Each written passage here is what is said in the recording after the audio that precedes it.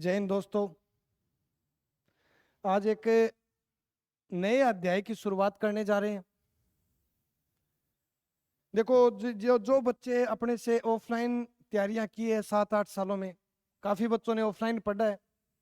अब उन बच्चों को और प्लस जहाँ से भी जो बच्चा दिल्ली पुलिस की तैयारी करना चाहता है, उन सब बच्चों के लिए एक इंफॉर्मेशन है कि अपन जो है वो दिल्ली पुलिस का फ्रेश बैच शुरू कर रहे हैं।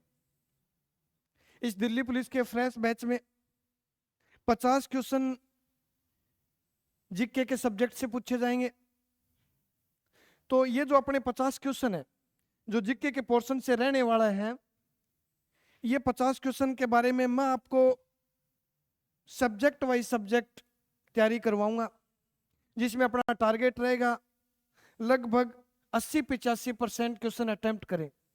बाकी 19 दिसंबर को दिल्ली पुलिस का एग्जाम है, टाइम अपने पास कम है। अगर हम इन 2-2.5 महीने में पूरी स्ट्रेटेजी के साथ क्लास शुरू करें तो अपने को सब्जेक्ट वाइज तैयारी करवाएंगे। साथ में आपको 2500 मॉक क्वेश्चन सोल्व करवाएंगे, प्लस जितने भी प्रीवियस ईयर क्वेश्चन पेपर हैं, जितने भी एक साल के अंदर सेंट्रल गवर्नमेंट के कंपटीशन एग्जाम हुए, उनमें जितने भी क्वेश्चन पूछे गए हैं, उन क्वेश्चन की भी प्रैक्टिस करवाएंगे।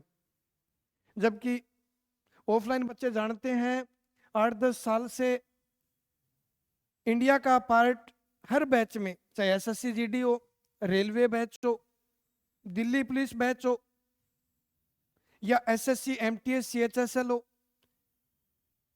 सभी भर्तियों में जीके का पोर्शन मैंने करवाया है। और आज पूरे जो स्टूडेंट्स दिल्ली पुलिस की तैयारी करना चाहता है वो मेरे साथ बैच की शुरुआत करें।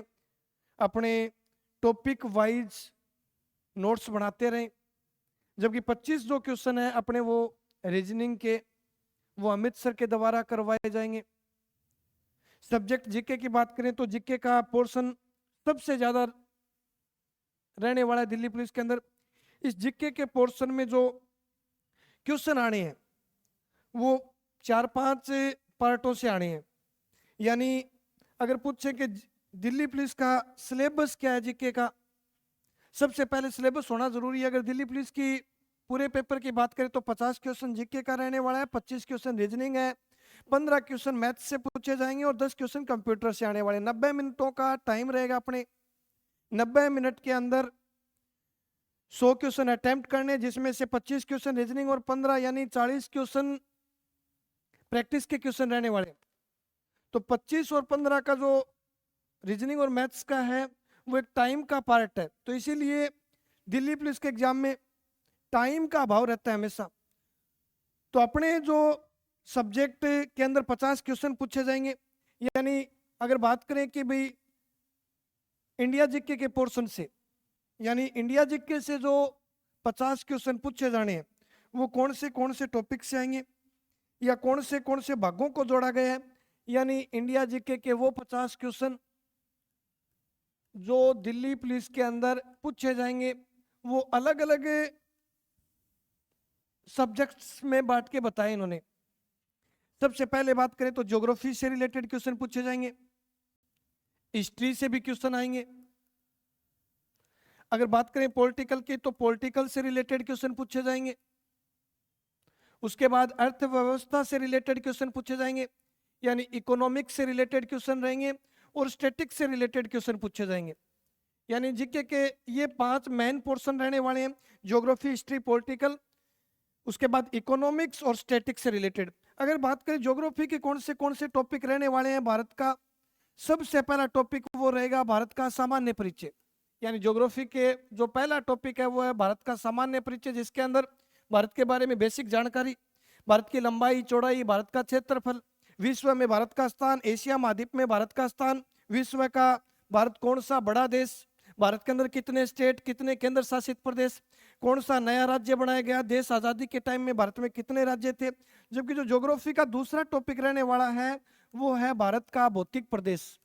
भौतिक प्रदेश का अर्थ होता है कि संरचना के आधार पर विभाजन, यानी भारत की जो संरचना है, बनावट जो है भारत की, वो अलग अलग खंडों में विभाजित है। अर्थात भारत के अंदर कुछ पठारी हिस्सा भी है, तो भारत के अंदर थार का मरुस्थल भी पाया जाता है, भारत के अंदर पर्वतीय भाग भी पाया जाता है, तो भारत के अंदर समतल भूमि भी पाई जाती है। यानी जो बनावट के आधार पर जो बंटवारा किया जाता है उसे भौतिक प्रदेश के नाम से जाना जाता है। तो भारत का जो भौतिक प्रदेश है वो ज्योग्राफी का सेकंड टॉपिक है। अगर तीसरे टॉपिक की बात करें तो थर्ड टॉपिक रहने वाला है अपना अपवाह तंत्र। अपवाह तंत्र का मतलब यानी भारत की प्रमुख नदियां, जितनी भी भारत में मुख्य नदियां हैं, भारत की सबसे लंबी नदी, भारत की सबसे छोटी नदी, भारत की किसी की कोई सहायक नदी, या फिर जिन नदियों पर जो बांध बने हुए उन बांध से रिलेटेड, जितने भी भारत के अंदर प्रमुख नहरें हैं उन नहरों से रिलेटेड, और जितनी भी भारत में अपवाह तंत्र से रिलेटेड परियोजना है उन परियोजना से संबंधित, और नदियों पर निर्मित कोई द्वीप है उन द्वीपों से रिलेटेड क्वेश्चन सोल्व करेंगे। यानी ज्योग्राफी का थर्ड टॉपिक अपवाह तंत्र है। उसके बाद अगर नंबर 4 बात करें तो भारत का परिवहन रहने वाला है। अब देखो, परिवहन को मुख्यतः 4 भागों में विभाजित किया गया है। भारत के अंदर सड़क परिवहन, रेल परिवहन, वायु परिवहन और जल परिवहन है। तो यहाँ से क्वेश्चन जो बढ़ने वाले हैं वो क्वेश्चन बढ़ने वाले हैं कि भारत का सबसे लंबा नेशनल हाईवे, भारत का सबसे छोटा नेशनल हाईवे, राष्ट्रीय राजमार्गों का चौराहा किससे कहा जाता है, भारत के अंदर वंदे भारत ट्रेन की शुरुआत कब हुई। यानी परिवहन से रिलेटेड क्वेश्चन बढ़ने वाले हैं। अगर नंबर 6 की बात करें तो वन्य जीव और अभ्यारण्य से रिलेटेड क्वेश्चन रहने वाले हैं, यानी भारत के प्रमुख अभ्यारण्य। अब अभ्यारण्य के अंदर जो क्वेश्चन पूछे जाएंगे उसमें भारत के राष्ट्रीय उद्यान, भारत के वन्य जीव अभ्यारण्य और भारत के बाघ संरक्षण क्षेत्र से रहने वाले हैं। यानी भारत के अंदर पहला नेशनल पार्क बताओ, भारत का अंतिम राष्ट्रीय उद्यान कौन सा है, भारत का पहला टाइगर संरक्षण क्षेत्र किसे घोषित किया गया। यानी एक तो वन से रिलेटेड क्वेश्चन रहेंगे, एक अभ्यारण्य से रिलेटेड क्वेश्चन रहेंगे, एक राष्ट्रीय उद्यान से क्वेश्चन पूछे जाएंगे, और प्लस में बाघ संरक्षण क्षेत्र से रिलेटेड क्वेश्चन रहने वाले, बाघ संरक्षण क्षेत्र। तो नेक्स्ट अपना जो टॉपिक रहने वाला है वो परिवहन, परिवहन के बाद अभ्यारण्य, और अभ्यारण्य के बाद की बात करें तो भारत की जलवायु, अर्थात भारत की जलवायु कैसी है, जलवायु, कृषि कैसी है, भारत की मिट्टी से रिलेटेड क्वेश्चन बढ़ने वाले हैं। भारत की सबसे उपजाऊ मिट्टी, भारत में ज्यादातर कौन सी मिट्टी पाई जाती है, नदियों के बहाव के साथ आई नई मिट्टी को क्या कहा जाता है, सबसे अनुपजाऊ मिट्टी कौन सी है, कौन सी फसल के लिए कौन सी मिट्टी सर्वश्रेष्ठ है। यानी भारत की जलवायु, कृषि और मिट्टी से रिलेटेड क्वेश्चन पूछे जाएंगे। उसके बाद बात करें तो नेक्स्ट जो ज्योग्राफी का टॉपिक रहने वाला है वो टॉपिक है भारत का प्रमुख उद्योग। यानी भारत के जितने भी मेन उद्योग है, भारत के प्रमुख उद्योग, और जितने भी भारत में मिनरल्स पाए जाते हैं, उद्योग और खनिज से रिलेटेड क्वेश्चन पूछे जाएंगे। अब उद्योग और खनिज से रिलेटेड जो क्वेश्चन बढ़ने वाले हैं उसमें पूछ लिया जाएगा भारत में सर्वाधिक खनिज का उत्पादन कौन करता है, नई खनिज नीति कब जारी की गई, भारत में कितने प्रकार के खनिज पाए जाते हैं, भारत में कौन सा उद्योग कौन सी पंचवर्षीय योजना में स्थापित किया गया, भारत का पहला लोहा इस्पात उद्योग कौन सा रहा, भारत के अंदर कर्नाटक में पाई जाने वाली कोलार हट्टी की खान किस खनिज के लिए प्रसिद्ध है। यानी ऐसे इंपॉर्टेंट क्वेश्चन रहेंगे भारत के प्रमुख उद्योग और भारत के खनिज से रिलेटेड। उसके बाद जनगणना का टॉपिक भी हम ज्योग्राफी में ही सोल्व करेंगे। यानी भारत के अंदर नई जनगणना कौन सी थी, भारत की 2011 में कौन से क्रम की जनगणना थी, 2011 की जनगणना के अनुसार भारत का जनसंख्या में कौन सा स्थान था, भारत का सर्वाधिक जनसंख्या घनत्व है, लिंगानुपात, भारत का शिशु बाल लिंगानुपात, शहरी नगरी, यानी जितने भी जनगणना से मेथड बनने वो क्वेश्चन पूछे जाएंगे। अगर और बात करें तो अपना 9वां जो टॉपिक रहने वाला है वो टॉपिक रहेगा तापीय विभाग। तापीय विभाग अर्थात ऐसा क्षेत्र जो भारत का हाई टेम्परेचर, ज्यादा मरुस्थलीय क्षेत्र है, यानी स्पेशली थार के मरुस्थल का हिस्सा शामिल किया गया है।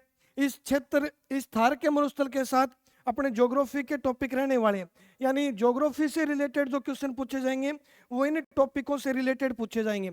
अगर उसके बाद बात करें कि हिस्ट्री का पोर्शन कौन सा रहने वाला है तो अगर हिस्ट्री की बात करें तो हिस्ट्री को 3 पार्टों में विभाजित किया गया है। यानी भारत के इतिहास को अगर बात करें तो इतिहास को मुख्यतः 3 भागों में विभाजित किया गया है। तो इतिहास के तीनों पार्ट से रिलेटेड क्वेश्चन पूछे जाएंगे, 3 भागों में विभाजित। और जो तीनों भाग हैं उनको सबसे पहला जो इतिहास का पार्ट है उसे प्राचीन इतिहास बोलते हैं। जैसे क्वेश्चन पूछा जाएगा कि प्राचीन इतिहास का स्वर्ण काल किस युग को कहा जाता है, प्राचीन इतिहास की शुरुआत कहाँ से हुई, प्राचीन इतिहास के अंदर वेद पूछे जाएंगे, पाषाण काल से रिलेटेड क्वेश्चन आएंगे, सभ्यता सतल से रिलेटेड क्वेश्चन पूछे जाएंगे। और जो दूसरा भाग है उसे मिडिल हिस्ट्री बोलते हैं, यानी मध्यकालीन इतिहास। और मिडिल हिस्ट्री की जो शुरुआत की जाती है सन 11वीं शताब्दी से मिडिल हिस्ट्री की और सन 1857 की लड़ाई के बीच का जो इतिहास है उसे मिडिल हिस्ट्री के नाम से जानते हैं। और मध्यकालीन इतिहास में जो क्वेश्चन पूछे जाते हैं वो एक सल्तनत युग और मुगल वंश से रिलेटेड ज्यादा क्वेश्चन पूछे जाते हैं। सल्तनत काल वो काल कहलाता है जिसमें 5 बड़े वंशों ने भारत पर शासन किया था।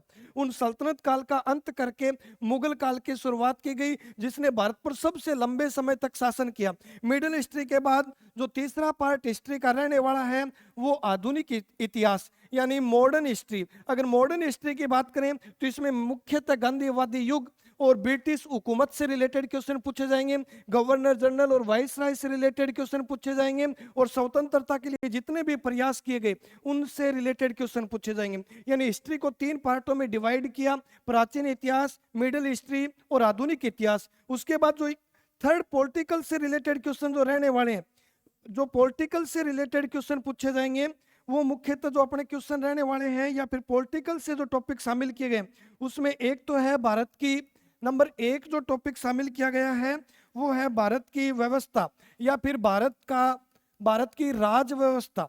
यानी जितनी भी राज व्यवस्था अर्थात राष्ट्रपति से लेकर सरपंच तक की जितनी भी राज व्यवस्था की गई है उन राज व्यवस्था से रिलेटेड क्वेश्चन पूछे जाएंगे। और एक भारत की शासन प्रणाली या फिर भारत का लोकतंत्र से रिलेटेड क्वेश्चन बनने वाला है।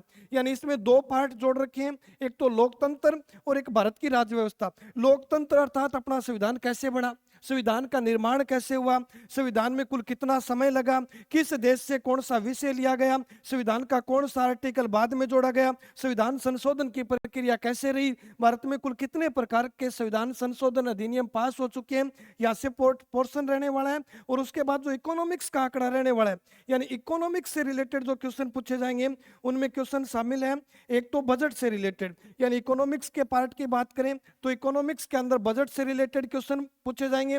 नंबर 2 बाजार व्यवस्था से या बाजार प्रणाली से रिलेटेड क्वेश्चन पूछे जाएंगे। अगर तीसरे भाग की बात करें तो जो थर्ड भाग रहने वाला है वो जितनी भी संस्थाएं इन संस्थाओं से रिलेटेड क्वेश्चन पूछे जाएंगे। उसके बाद अगर जीडीपी या ग्रोथ वृद्धि दर से रिलेटेड क्वेश्चन पूछे जाएंगे। यानी जो इकोनॉमिक्स का पार्ट रहना है वो बजट से रिलेटेड है, बजट से रिलेटेड जितनी भी संस्थाएं हैं, बैंकर्स ऑफ बैंक आरबीआई से रिलेटेड क्वेश्चन पूछे जाएंगे। जितने भी विदेशी समझौते हैं उन विदेशी समझौतों से रिलेटेड क्वेश्चन पूछे जाएंगे। यानी अपना इकोनॉमिक्स का पार्ट जो रहने वाला है वो लगभग 5-6 टॉपिकों पर आधारित रहने वाला है। अगर उसके बाद बात करें कि भाई स्टैटिक से रिलेटेड कौन सा भाग पूछा जाएगा तो जो स्टैटिक से रिलेटेड कंसेप्ट रहने वाले हैं उसमें मुख्यतः राष्ट्रीय और अंतर्राष्ट्रीय सम्मेलन, यानी जितने भी स्टैटिक से रिलेटेड क्वेश्चन पूछे जाएंगे राष्ट्रीय, अंतर्राष्ट्रीय व राष्ट्रीय संस्थाएं, यानी कोई वर्ल्ड की संस्थाओं से रिलेटेड क्वेश्चन पूछ लेगा, आईएमएफ से रिलेटेड है, वर्ल्ड बैंक से रिलेटेड है, यूएनओ से रिलेटेड है, या इन संस्थाओं की बैठक का सम्मेलन कहाँ किया गया, 2025 की बैठक कौन से क्रम की रही। अगर पूछ ले आईएमएफ का हेड कौन है, वर्ल्ड बैंक संस्था के मालिक कौन है, अगर पूछ ले कि वर्ल्ड बैंक का वर्तमान अध्यक्ष कौन है, किस सम्मेलन की सिफारिश पर वर्ल्ड बैंक और आईएमएफ की स्थापना की गई, यहाँ से पोर्शन रहने वाला है। अगर दूसरी बात करें तो राष्ट्रीय व अंतर्राष्ट्रीय खेल, यानी जो देश के अंदर राष्ट्रीय खेल प्लस जो अंतर्राष्ट्रीय जो 2 देशों के मध्य आयोजन किए जाने वाले खेल हैं वहां से पोर्शन रहने वाला है। यानी एशिया कप आ जाएगा, T20 वर्ल्ड कप आ जाएगा, या फिर कॉमनवेल्थ गेम्स आ जाएगा, फीफा वर्ल्ड कप से रिलेटेड आ जाएंगे। जितने भी भारत के अंदर नेशनल गेम है, जितने भी यूनिवर्सिटी गेम है, उन सभी खेलों से रिलेटेड क्वेश्चन का पोर्शन रहने वाला है। तीसरी बात करें तो जितनी भी पुस्तकें हैं, यानी जितनी भी बुक और राइटर पुस्तक व लेखक से रिलेटेड पार्ट रहने वाला है। अगर नंबर 4 बात करें तो इसमें जितने भी क्लासिकल जो भाग हैं, जो भारत के रिसर्च सेंटर हैं या फिर जितने भी भारत के अनुसंधान संस्थान है, उन अनुसंधान संस्थान से रिलेटेड क्वेश्चन रहने वाले हैं। ये अपना जो पार्ट रहने वाला है ये स्टैटिक जीके का पार्ट रहने वाला है, यानी करंटली जो जीके पढ़ा जाएगा वो पार्ट 5 स्टैटिक के साथ पढ़ा जाएगा, जिसमें जितने भी राष्ट्रीय और अंतर्राष्ट्रीय सम्मेलन, जितने भी अंतर्राष्ट्रीय और राष्ट्रीय संस्थाओं से रिलेटेड पार्ट रहेगा। अर्थात कुल मिला के अपना सिलेबस ये रहने वाला है। अगर जीके की बात करें तो यहाँ से रिलेटेड जो क्वेश्चन पढ़ने वाले हैं वो लगभग 50 क्वेश्चन पूछे जाएंगे। तो सबसे पहला जो काम है दिल्ली पुलिस के बैच के लिए, वो सबसे पहला काम है कि सिलेबस लिखना। हर स्टूडेंट्स अपनी नोटबुक में सबसे पहला काम सिलेबस लिखने का करेंगे। उसके बाद हम ज्योग्राफी की क्लासेस स्टार्ट करेंगे। ज्योग्राफी की क्लासें टॉपिक वाइज रहेगी, जिसमें सबसे पहला टॉपिक भारत का सामान्य परिचय रहने वाला है।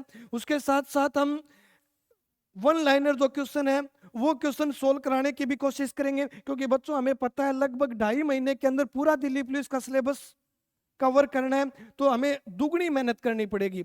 अर्थात लगभग हम 50 क्वेश्चन जीके की बात करें तो जीके का थोड़ा सिलेबस ज्यादा होने के कारण हम mock test question, one liner question की सुविधा करेंगे। प्लस जो सिलेबस करवाया जाएगा वो सिलेबस आप लिखते रहे, अपने नोट्स बनाते रहे। प्लस में जो लास्टली मोमेंट जो रहेगा उसमें हम क्विकली कोशिश करेंगे कि जितने भी एक साल के अंदर प्रीवियस ईयर एग्जाम के अंदर जितने भी क्वेश्चन पूछे गए हैं वहां से क्वेश्चन का एक बार रिवीजन हो जाए तो अपनी अच्छी तैयारी हो जाएगी। बाकी आपको पता है 19 दिसंबर को दिल्ली पुलिस का बैच स्टार्ट होने वाला है। मैं सभी बच्चों को बेस्ट ऑफ लक कहता हूं और अपने साथ तैयारी करें। जय हिंद, जय भारत।